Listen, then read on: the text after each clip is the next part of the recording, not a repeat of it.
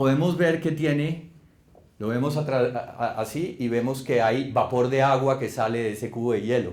Y vemos que también hay, la superficie del cubo está mojada, ¿cierto?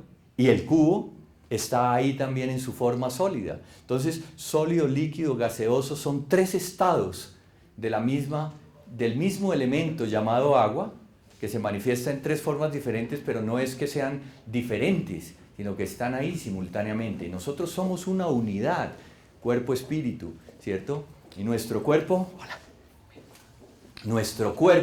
entonces, está constituido por elementos, tierra, fuego, agua, aire, ¿cierto? Los elementos constitutivos de la naturaleza normalmente. Estamos constituidos por minerales, estamos constituidos por una cantidad de cosas. Ayer hablaba yo de la red de interdependencia,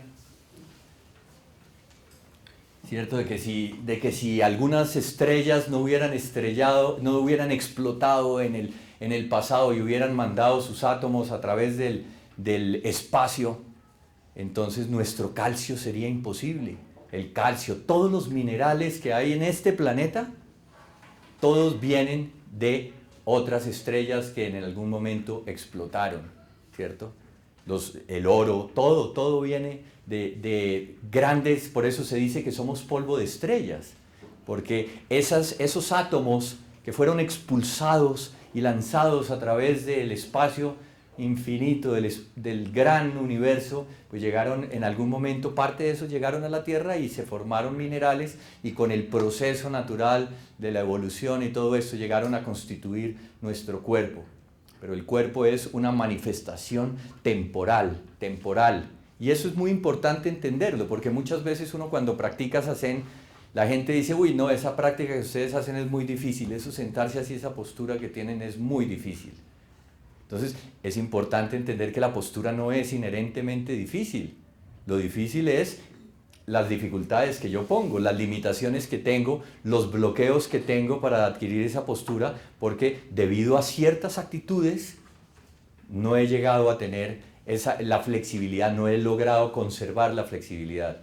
Y aunque parezca mentira, aunque esto suene completamente absurdo y traído de los cabellos, es posible a través de ejercicio recuperar la flexibilidad.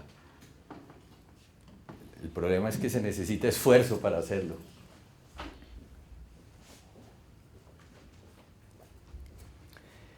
Las percepciones. Todo lo que vamos hablando va teniendo conexión con cosas que he dicho en algún otro momento, ¿no? Ayer hablaba de la percepción directa de la realidad antes de ser elaborada por los procesos mentales, ¿cierto? Y la percepción que está contaminada por los procesos mentales. Nosotros podemos percibir o no percibir, ¿cierto? Hay cosas que a veces uno ni se entera, aunque estaban ahí. Hay una condición, por ejemplo, del ojo, que aparentemente todo funciona bien, pero no ve, ¿cierto? Nosotros podemos no percibir algunas cosas que suceden. Entonces, esa es una de las características de la percepción. Podemos percibir o podemos no percibir, ¿cierto? La percepción tiene la característica de que en algún momento percibimos la realidad de una manera homogénea, de una manera completa, en una unidad, todo al mismo tiempo, y luego una fracción de segundo después la percepción está condicionada por los juicios de valor, por los criterios, por las ideas. Entonces ahí ya la percepción ya se transforma en parte de los procesos mentales. De hecho, aunque esto está dividido, hay dos aspectos, que esto es cuerpo y mente, ¿cierto? Esto es nuestra composición, somos cuerpo y mente, cuerpo y mente. Entonces, obviamente las percepciones, las sensaciones, los procesos mentales están dentro de la mente, ¿cierto? La mente no solo está en el cerebro, ¿cierto? Incluso se ha descubierto que hay memoria corporal, recuerdos que vienen a través de puras sensaciones, ¿cierto? Entonces, Esas son las características de las percepciones. Podemos percibir o no percibir el objeto, pero dentro de la percepción, una vez percibido el objeto, podemos verlo tal como es, como la realidad tal como es, o lo filtramos a través de nuestros condicionamientos mentales. Luego tenemos las sensaciones. Las sensaciones son una parte muy importante en todo este proceso. Hay tres tipos de sensaciones básicas de acuerdo con el budismo. Las sensaciones agradables, las sensaciones desagradables y las sensaciones neutras. Las sensaciones agradables producen deseo, producen placer, ¿cierto? Afectan directamente nuestra zona de recompensa en el cerebro, ¿cierto? Endorfinas, serotonina, entonces sensaciones agradables y confundimos la felicidad con esas sensaciones placenteras.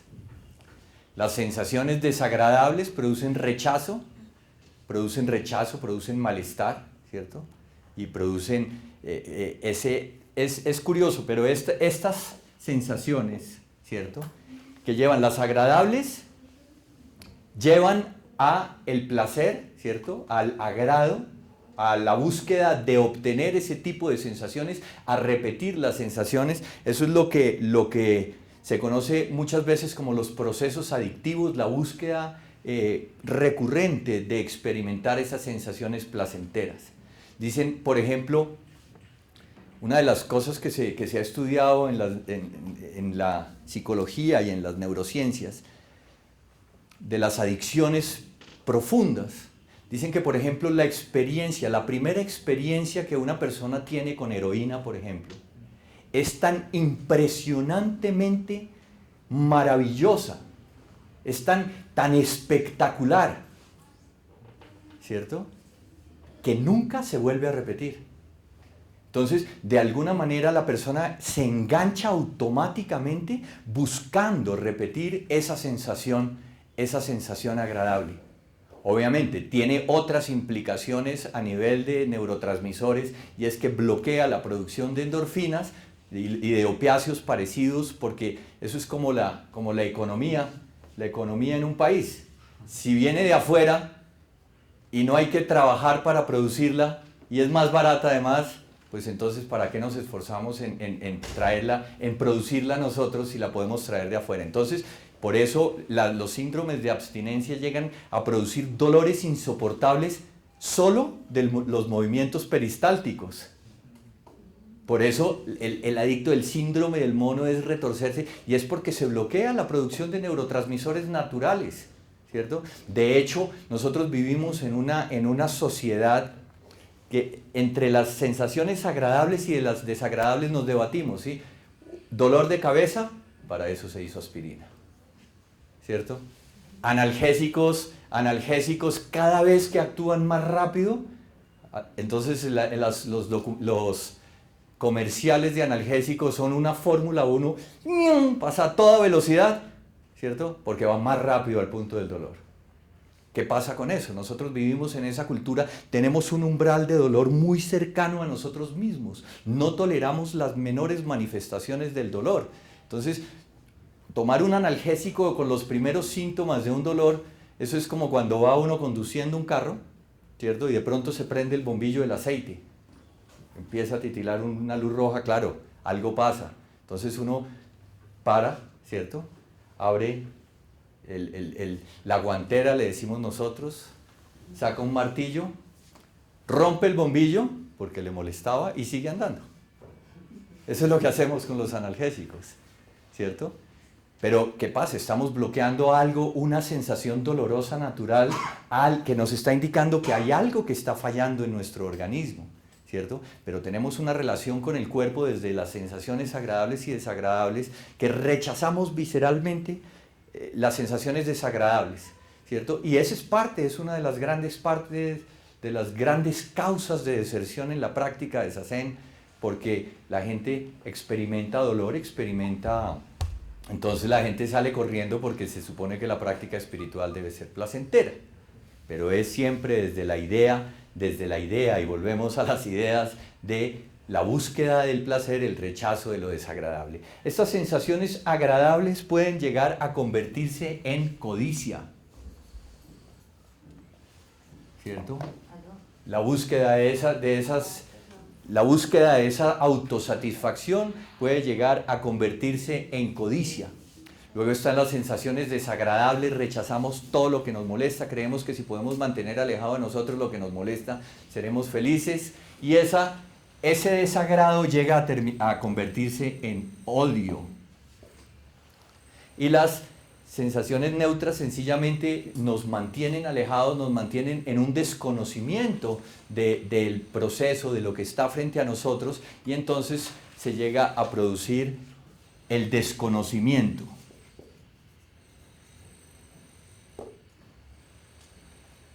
Codicia, odio y desconocimiento. Codicia, odio, a veces esto se llama ignorancia también. Son considerados por el budismo como los 3 venenos fundamentales de la mente o de la conciencia.